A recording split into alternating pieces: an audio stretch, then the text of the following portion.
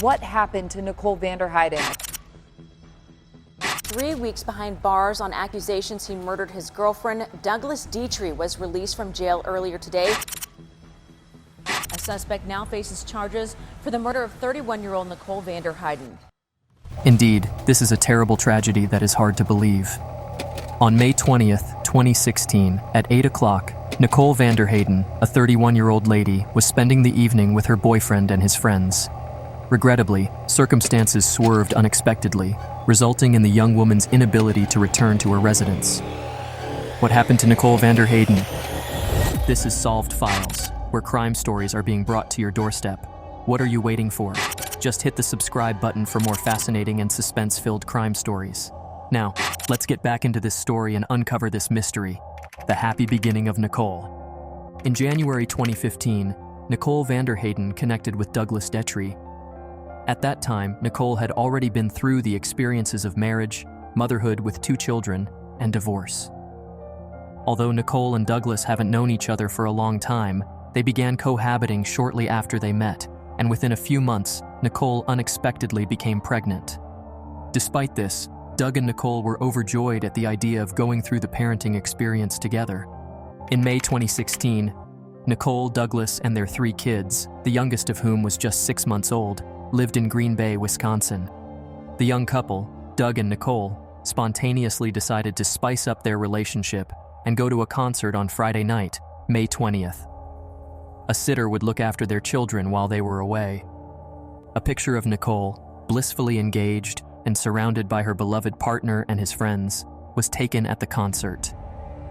Even after the show ended, Nicole and her friends continued their evening at a different pub. Douglas told her he wanted to finish up a conversation with a friend and that he would see her in the nearby bar so they could carry on having fun. Surveillance footage, however, showed Nicole enjoying herself at the bar, while Doug seemed to take his time coming over to join her.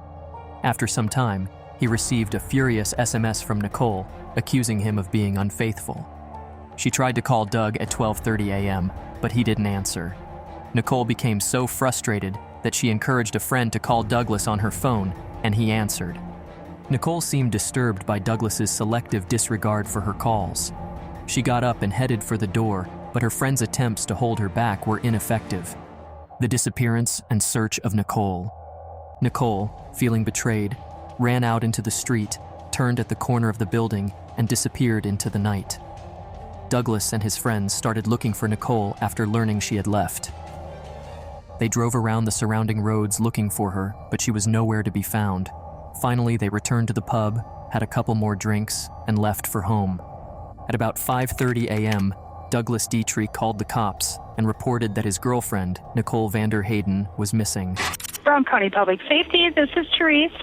Yes, how do I go about, missing person? Are you wanting to report a missing person? Yes. Okay, where are they missing from? Last seen from corner of Howard and Maple Street, up the sardine can. Okay. Last night. Okay. And walking south on Maple Street through a friend. Okay, and who's missing? It's my girlfriend, and she does live with me, and she's never done this before. What's her name? Nicole VanderHeyden. And does she live with you? Yes. And where was she last seen? We're at the sardine can, and down, I think it's on the corner of Howard and South Maple, or Maple. On Broadway there? Yeah, just off of Broadway. Okay. And then she was walking south on Maple from there. I was en route in a different car to go down there. Do you know what she was last seen wearing? Yeah, she had black and gray striped, horizontal stripe on top. Okay. And with black pants, black capri pants, and gray high heel shoes. Okay. Any jewelry or anything? No. And what's your name? Doug. Last name? Dietrich. He described Nicole's physical characteristics to them. That same day, shortly after Douglas's call, a nearby farmer contacted the police. He had found an unclothed woman's body in tall grass near his farm in Brown County, initially mistaking it for an animal. He immediately saw that the woman had blonde hair, was only wearing socks, and had a pink band around her wrist. She had suffered severe facial injuries, and there was a good deal of blood in the area. When the police found the body, they recognized the deceased as Nicole VanderHeyden since it fit Douglas Detry's description. Nicole was dead? Who killed her, and for what reason? In addition, Nicole's family's house was only 3 miles away from the location where her body was discovered. The interrogation of Douglas and the search. The authorities called Douglas Detry to question him. He explained that he left the bar with a friend at roughly 2:30 a.m. on the night in question.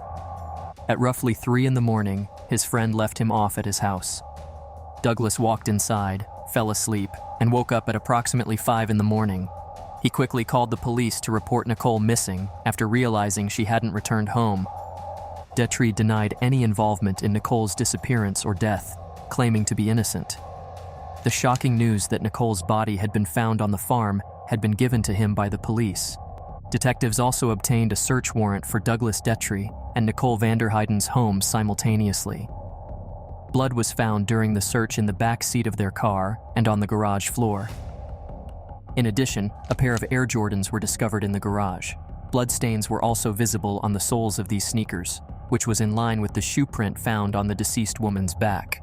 About 2 miles from the location of Nicole's body, a patrol officer reported in the early hours of May 21st that they had found various women's things littered along a highway. Among these were her clothes, phone, and pocketbook. They were discovered beside a building across the street from Nicole's house. In addition to multiple bloodstains and multiple clumps of blonde hair, investigators also found a phone charger cord at this location. Nonetheless, investigators collected over 70 pieces of evidence and sent them for forensic analysis. They put up an approximate timeline of the tragic evening that ended with Nicole Hayden's demise. Investigators initially surmised that the crime was committed outside because of an altercation that had broken out between Douglas and Nicole after she got home late. They concluded that Nicole was killed about 120 feet from her house's front entrance, a twisted discovery. As a result, Douglas Detry was arrested and detained. Right now I'm going to be taking you into custody. I'm going to be handcuffing you. Okay. So just be cooperative with me All right. and we'll roll it that way. Wow, okay. I'm a decent guy. Okay, I'm a decent guy too. I get that, I'm sure you are. But after 18 days, the results of the forensic study showed that the blood found in the garage, the car, and near the neighbor's house wasn't Nicole VanderHeyden's. It wasn't human blood. It was also found that the marks on the sneakers were not bloodstains. Douglas had a fitness tracker on his wrist the night of the event. It tracked everything he did, like how many steps he took, his heart rate, and how much sleep he got. The story he told the police was backed up by this proof. That night, he drove home, checked on the kids, and slept. However, Douglas Detry was found not guilty and released from jail, clearing him of any suspicion. It was essential for the police to figure out how Nicole got so close to her home. Her body was found only 3 miles away. They looked at video footage from a Green Bay bridge because they thought that's where she would have gone if she had walked. Still, their search did not turn up any leads. In a significant development, police discovered that the blood samples they took from Nicole's clothes, garage, car, and the neighbor's yard did not belong to her but to a guy they could not identify. This made things very hard for forensic experts, who couldn't positively identify the person. But there was a breakthrough in August, almost 3 months after the scary event. When they found her body in the field, she was wearing one sock. DNA was found on that lone piece of clothing on her body.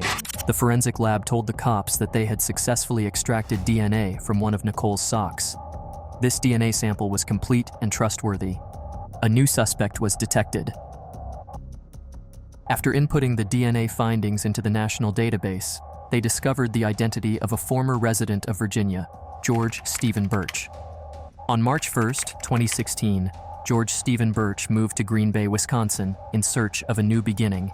He was given a place to stay and helped in his job search by an old friend. Meanwhile, this guy also lent Birch a red Chevrolet Blazer, which subsequently caught fire and was involved in an accident. A few weeks after Nicole VanderHeyden passed away too soon, detectives searching the local police database for information on Birch's past came upon a record about an automobile accident he was involved in. This report allowed them to find his residence. The cops then went to Birch's neighborhood and saw him sitting on his front porch. Birch's presence was briefly captured on camera by the authorities. The detectives noted that the police had taken Birch's cell phone from the Birch vehicle accident investigation files. Using GPS, local Wi-Fi networks, and cell tower records, the VanderHeyden case team asked for a copy of the data from George's phone. However, the detectives determined that George Birch had spent nearly the whole evening in a bar, just half a mile from where Nicole VanderHeyden was hanging out with her friends the night before she vanished. According to the GPS data from his phone, George Birch traveled to Nicole's residence at about 2:30 a.m. Why would he even drive over to her house? Does he know her, or have they met before now? This is beginning to get interesting. After spending about an hour there, he moved on to the farm, where Nicole's body was eventually discovered. After that, he went to the place where her clothes were found. George got back to his own house at 4:22 a.m. Nevertheless, George Birch was arrested and charged with first-degree intentional homicide 4 months after Nicole VanderHeyden's death. A year after the terrible incident, Birch went on trial on February 19, 2018. The goal of his defense team was to shift the accountability to Nicole's boyfriend, Douglas Dietrich. The facts show you that Doug Dietrich committed this crime. The prosecutors, however, remained steadfast in their conviction that Dietrich was not responsible for Nicole's death. They cited data from his fitness tracker, which demonstrated that he was asleep when Nicole was subjected to the vicious attack and left on the farm. Douglas's testimony in court. Douglas Dietrich entered the witness stand to testify on the third day of the trial. He revealed that on the evening of the terrible event, he and Nicole had discussed their plans to get married. They had been drinking and were having a good time at the concert. Nicole wasn't usually a strong drinker, but on that particular night, she consumed a lot more alcohol than usual. Douglas admitted that when Nicole opted to head out to another bar with her friend, he and his friend chose to remain at the music venue and continue their competition, which included drinking and using illegal drugs. He admitted that he was late to meet Nicole at the bar and related how she had sent him angry messages, accusing him of cheating on her with other women. Nicole called him several times until the battery on her phone died. Dietrich expressed his disbelief and worry about Nicole's resentment of him that evening. He categorically denied having anything to do with her disappearance and death. Douglas Dietrich's defense counsel, George Birch, submitted a crucial piece of evidence shortly after Dietrich's court testimony. Text messages that Dietrich had written to his mother just 10 days before the incident. Dietrich shared his thoughts in one of these messages, saying, "I'm really thinking about telling Nikki and the kids they have to move." Later, Dietrich clarified that the message was not meant to be taken too seriously. Birch's lawyer also included testimonials from Douglas Dietrich's previous girlfriends. They said Dietrich was a possessive and jealous guy who frequently mistreated them. But one of his ex-girlfriends even claimed he had put tracking apps on her phone to monitor her whereabouts. Nicole had confronted Dietrich the night before her untimely death, charging him with cruelty in addition to infidelity. Douglas persisted in refuting all of the charges and maintaining that he had never cheated on Nicole or touched her. The nanny who had been at Douglas and Nicole's house the night they had gone to the performance testified in court. She related how she asked Douglas, "What happened? Where's Nicole?" when he got home to find out where Nicole was. "I don't know. She hit her head and just wanted to walk home," Douglas replied. George's testimony. George Birch gave his version of what happened that evening on the 7th day of the trial. His revelations were quite shocking, and the twist of events even more baffling. He began his statement by describing himself as a dedicated family man and a good worker. Nicole was the person he met at the bar on May 20th evening. George claimed they were flirting with one another and that Nicole appeared open to his approaches. He recalled that they had a pleasant chat till the bar closed around 2 in the morning. After that, he took her home by car, where they parked next to a driveway, and spoke for a few more minutes. Nicole eagerly participated in their consensual sexual activities, according to George's comprehensive account. George also mentioned that he stood by the open rear door of his car while Nicole was inside, since he was too big to fit comfortably in the back seat. He claims that he had a consensual sexual relationship with her in the back of the vehicle. They both were largely nude in the middle of the street in front of her residence. He recalled being attacked unexpectedly from behind after their private moment, which knocked him out. What ended up happening? The next thing that I remember, apart from us having intercourse, was literally waking up. When consciousness finally returned, he was on the ground, and Douglas Dietrich was standing nearby, aiming his gun at him. This is indeed twisted. Was George's blood the unidentified blood sample found in Nicole's car and garage? Was George Birch truly innocent? And could Douglas be the real killer? Well, let's find out. The spot where it happened had a significant amount of blood on it. George said he didn't know if Nicole was still alive then.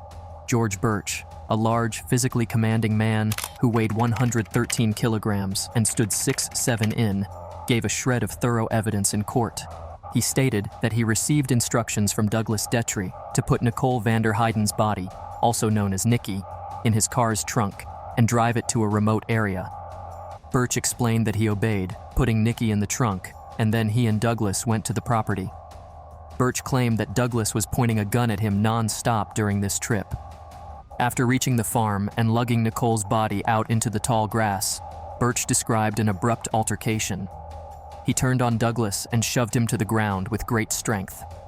Birch said he could free himself from Douglas's hold, returned to his car, and left the area. He threw Nikki's possessions out the car's window as he went. Do you ever see this individual's face? The best physical image of this face was when I looked in my rearview mirror when I first started driving. Did you know who that individual was? Never seen him before in my life. Do you know who that individual is now? It was Doug Detry.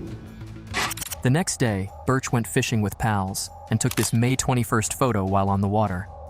Notably, Birch should have told his friends about what happened that evening or reported the incident to the authorities. The prosecuting attorney claimed that one should be skeptical of the accused's account. The late Nicole would never have agreed to voluntarily give in to the demands of a man she hardly knew, let alone by sticking her ass out of a car door close to her house. Isn't it true that you didn't tell law enforcement about this because you didn't think anybody was going to believe this story? No, sir, not at all. You thought that this was a perfectly logical, reasonable story that anybody would believe? It's the truth. So rather than just beating you or killing you in the middle of the street, he decided to enlist you, a total stranger, to help him dispose of the body of his girlfriend. I don't know what his plans were. The lawyer believed that Nicole had turned down George's advances when he drove her home with the intention of having sex. But when Nikki tried to get out of the car, Birch got so mad that he grabbed a phone charger, choked her, and took off her clothes, leaving her only in her socks. After that, he disposed of her body and clothes and went back home in the hopes of staying under the radar. Birch's story, the prosecutor argued, was rife with contradictions.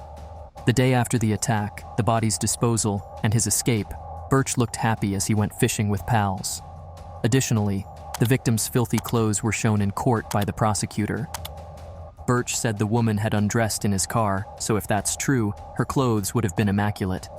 However, in actuality, Nicole's clothes were smeared with blood and dirt, indicating that she had fought in them on the ground. These stories are becoming more contradicting, not knowing who to believe. But who is actually telling the truth? Another shocking revelation is about to be made. But let's wait and see how all these turns out. Strange ladies in the courtroom. Throughout each phase of the court proceedings, two women were always present, meticulously studying Birch and paying close attention to every word he spoke. It was discovered that these women were Joey White's sister and betrothed, who sadly passed away in 1997. It is believed that George Birch, who was White's neighbor at the time of his death, was responsible for White's death.